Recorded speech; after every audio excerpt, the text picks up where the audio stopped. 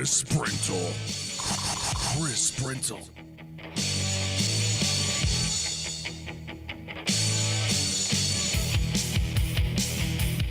Newsradio 1270 and 106.7 KIML. Don Carpenter Show.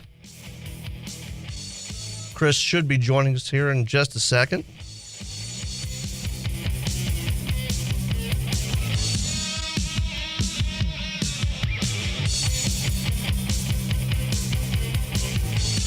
And okay, welcome back. EC. Okay, I got a little adventure of Florida Man for you before we get started with this break. Florida Man's been busy. And you could say the force was with this alleged robber. The police force, that is. JSO says Jacob Mercer dressed up as Darth Vader and attempted to rob the 8 Till Late store last night. But the store clerk didn't need a lightsaber to defeat him. Just a wine bottle, apparently. The clerk told us he threw it at the Vader, and the robber ran out of the store. He ran to his car and sped off, driving recklessly. Blew a stop sign and took it right onto First Street. And I'm just gonna say I can't see the clerk's face, but I have a feeling the clerk has probably been Florida Man before. just a hunch. Probably. I lost him from there. Well, the clerk, thankfully, was not hurt, and JSO later arrested Mercer for attempted robbery. And of course, it's Jacksonville. Not a bit surprised that someone wearing a full Darth Vader costume and carrying a pistol, by the way. So I mean, the clerk was pretty brave throwing a wine bottle at Darth Vader with a pistol. But yeah, okay. What a horrible robber! A wine bottle getting thrown at you stops you. I wish they What had, a terrible robber! I wish they had the full surveillance video. I don't think they just have a clip with Darth Vader pointing a gun. Oh. And guy looks pretty much exactly what I would have expected. Yeah, that's what I would. Yeah. Scared off by a wine bottle. That's interesting. Yeah, this guy looks like a reject from Prison Break, which he'll have a good chance to practice on for the next 5 or 6 years in Florida State Penitentiary. Did he even get a Snicker bar or anything? Free chips? No, just a wine bottle to the head. Just a wine bottle to the skull. Yeah. Well, you think that Darth Vader mask would provide some protection, but apparently not. Well, he needs a helmet. He should have went full-on Darth Vader helmet. He should. Here's a Florida man. Doesn't remember walking into a Honda dealership, loading TVs into an SUV, and driving through the glass door. He doesn't. Interesting. Let's see. Dateline Ocala. A man arrested Thursday told police he did not remember going into Honda of Ocala and taking 2 large screen television sets and putting them in an SUV on the showroom floor, driving through the double glass doors, and then driving into another vehicle, then abandoning the vehicle at the entrance of a subdivision. So after all that work, he abandons the car. Wow. So, I mean, where did he get? I guess he took the TVs off the wall. Were there, you know how usually the waiting room in a car dealer has a TV that you can watch? I guess he took the TV off the wall, threw it in the back of an SUV, and just drove it right out the front door. Well, I've been there before. And a lot of people don't take doggy bags in restaurants anymore. And I don't remember going from table to table when people leave and finishing off their plate. Well, I don't remember doing that, but apparently I did, as the police report says. Then I became belligerent when they said I couldn't do that. I don't remember any of it, though. Well, here's one that actually has a happy ending. And this is really impaled Florida worker saved by power saw wielding pastor. Impaled? That doesn't sound good. And it doesn't have a link to the story. It just has the headline. Impaled? So I don't know. I'm going to guess that this guy probably tried to jump the fence at a church and got caught on the spike on the top of the fence, like it went through his leg or something. Ooh. And the pastor probably had a power saw and cut him free. If I had to guess, that's what I would try. Wow. A Florida man tries to pay $4,000 fine, ethics fine. It's an ethics and public trust fine. Apparently, he did something wrong and fell afoul of the County Commission on Ethics and Public Trust. So he brought in 28 buckets of coins to try to pay his fine. Does that not work? Can you not do that? Well, it's legal tender, but I guess, since I guess it's just a civil fine, I guess they have the right to refuse. Did they have a coin machine there? I don't know. They probably should. They probably should. You would think that all of these places that collect fines would have a coin machine at this point. You would think. Because think about it. At some point, someone is going to try to pay their fine in pennies. Oh yeah, traffic tickets. If I ran a traffic court, if I were the clerk of the court for a city or a county that collects traffic tickets, I'd have a change machine. You should always, because someone is going to show up with a bucket of nickels and try to pay their traffic ticket just out of spite.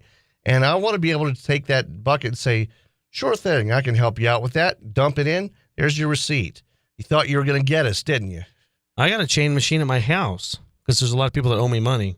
Well, and I'll take change. I don't care. I use change to go get fast food a lot. And I usually pay in dimes and nickels. In fact, true story, a couple weeks ago I paid for fast food in mostly dimes and nickels. The kid grabs it. He looks at it and he goes, "Yeah, it looks right." I've done that before. I think we've all been in that position where, especially you get close to payday, you get to the point where digging through the jar, trying to get out the quarters to buy breakfast. I tried to get a Wendy's sandwich with pixie sticks, like a barter, like a trade. Yeah, I don't think that works. No, it didn't work. So then I just stole the Wendy's sandwich. They never caught me. Well, see, you probably shouldn't be doing that. I move in stealth, DC. You probably shouldn't be doing that. Florida woman been busy as well. Florida woman takes pantless nap in grease dumpster. Oh, is she single? Let's take a look here. Fort Myers Beach tends to attract some unusual characters, especially after the sun sets. But an incident early Saturday morning took unusual to a whole new level. Anita Marzita Schinkel is charged with drunken disorderly conduct and resisting an officer after falling asleep at the Lani Kai Island Resort's grease dumpster. She was unresponsive and covered with grease with a shirt on and her pants down to her ankles, according to the police report. We've all been there. The deputy woke her up, told her he was a deputy sheriff, and the fire department was there to help her. She responded by saying, "Go blank yourself," then gave him the middle finger. And it said she was going to cut them. She threatened to cut the deputy who was trying to get her out of the grease dumps. Apparently it wasn't hot grease. Well, let's take a look. No, probably not. Ended up with her being tased. So craziness. Something I would not do at all. It is an incident that has a lot of Fort Myers Beach. I want to see this bunk shot. A crazy incident at the Lani Kai where deputies were forced to tase a woman to get her to comply. This woman, Anna Marzita Schinkel, causing quite the scene. Single? It's not going to matter. Oh. Okay, this story just got... I'm in. Oh, you... Okay? Really? Okay. No, that's pretty rough. I mean, she looks like the Crypt Keeper. I mean... remember Tales from the Crypt?